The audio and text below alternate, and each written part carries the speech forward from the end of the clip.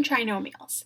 So if you remember from our very first review lesson in this unit, we looked at coming up with numbers that would multiply to give us one number and add to give us another number.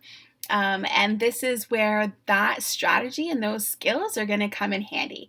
So first of all, you need to know what is a trinomial. Well, we're going to look at trinomials in the form of x squared plus bx plus c. So we're going to factor trinomials when our value in front of your x is going to be a 1, or in some cases we can common factor first and then factor a form that looks like this. So this can be easily factored once you find a pair of numbers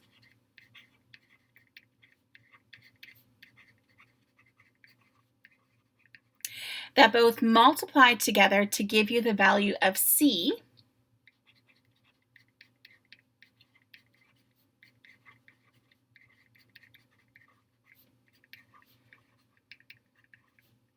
and those same two numbers will add together to give you b.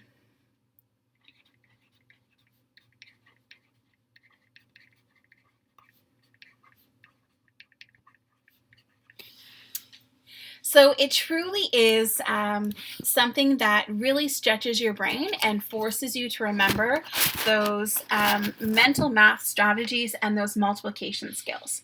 So we want to think about, for example, 1 by finding all of the factors that multiplied to give us 6.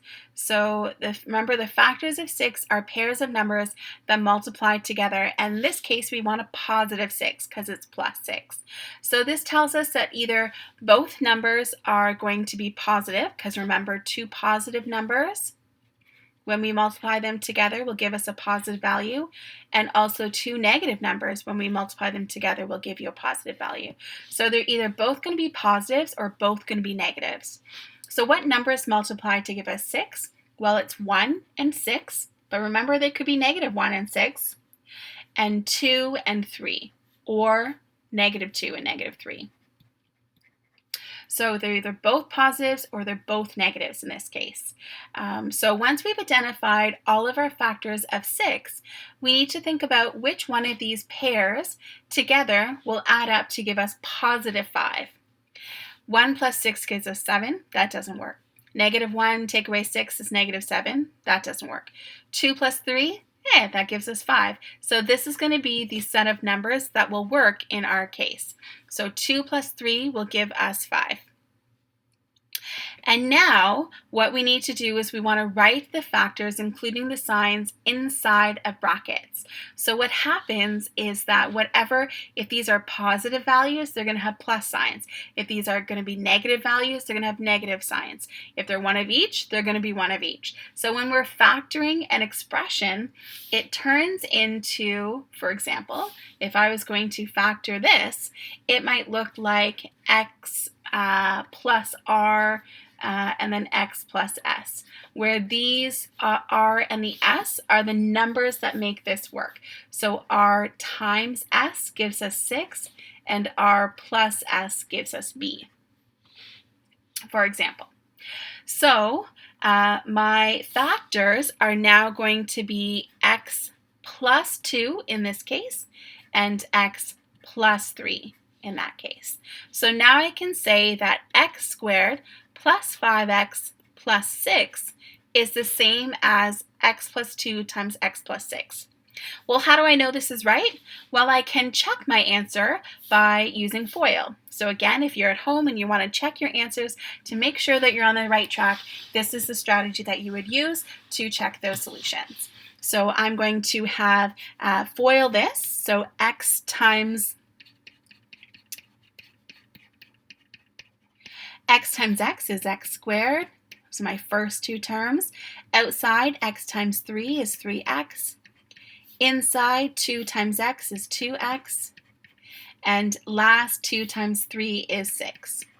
Add my two middle terms together, x squared plus 5x plus 6. That's what I started with. So I know I've done this correctly.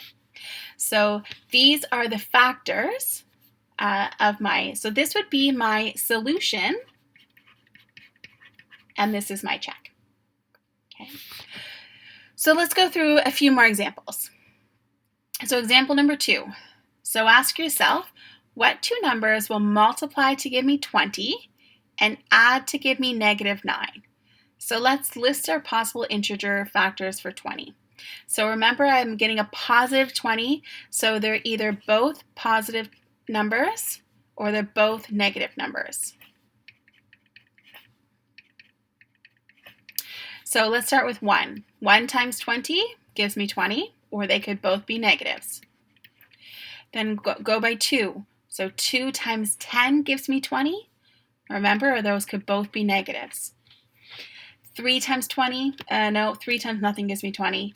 4 times 5, or they could both be negatives. And I don't need to go any further because there's my 5. So 5 would be 5 times 4, and then nothing else will work other than these 3 sets. Okay, so which pair of these add up to give you negative 9? So 1 plus 20 is 21, that doesn't work.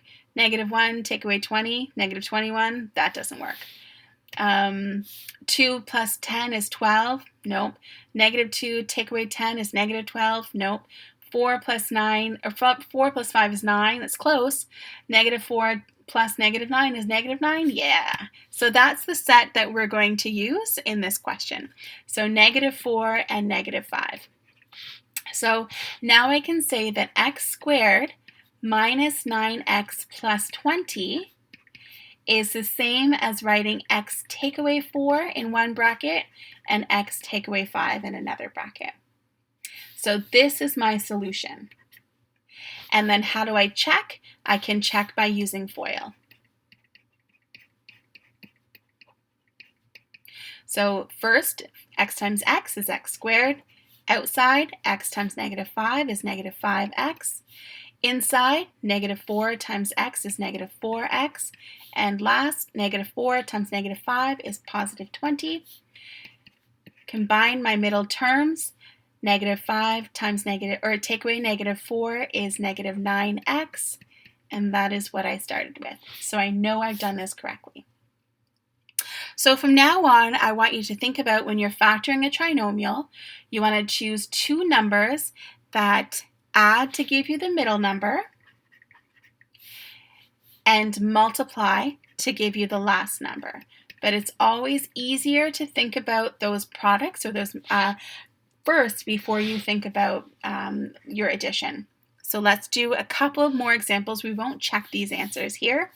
So what numbers will multiply to give you negative 6? Remember, if it's a negative number, then it's going to be one of each. Okay, so that's the only way your product is going to be negative. So what numbers multiply to give us 6? Well, 1 and negative 6, or negative 1 and 6. And then I have 2 and negative 3, or negative 2 and 3.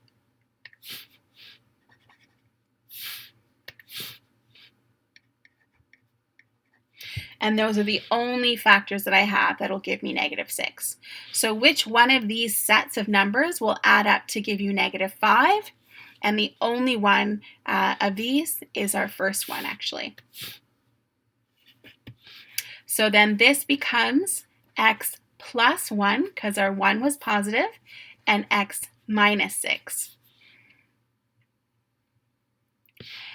And then the last one, we always want to think about if this number in front of your x squared is something other than 1, you want to do a greatest common factor first. So sometimes we need to look for a greatest common factor. And what is our greatest common factor? Well, what is a number that will divide evenly into all of these? That's 2. And do they both all have a letter? No. So then we know that our greatest common factor is 2. And remember, when we're common factoring, we write our greatest common factor out front and then the remainder inside of our bracket. So I'm going to have 2 out front, And then what do I have when I divide each of these terms by 2?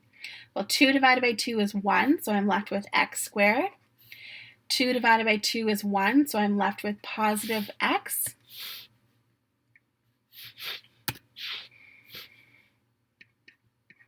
And negative 12 divided by 2 is negative 6.